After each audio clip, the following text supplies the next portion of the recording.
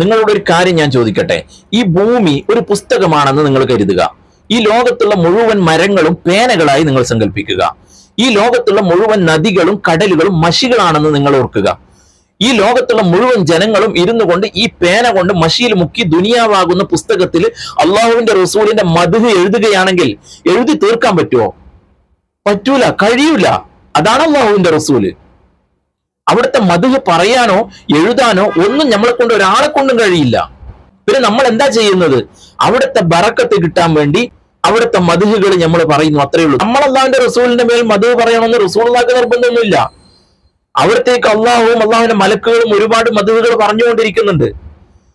അപ്പൊ നമുക്ക് വേണമെങ്കിൽ അവിടുത്തെ ബറക്കത്ത് നമുക്ക് കിട്ടാൻ വേണ്ടി അള്ളാഹുവിന്റെ റസൂലിന്റെ മദ്ഹുകൾ പറയണം. എന്നാൽ മാത്രമേ അവിടുത്തെ ബറക്കത്ത് നമുക്ക് കിട്ടുള്ളൂ.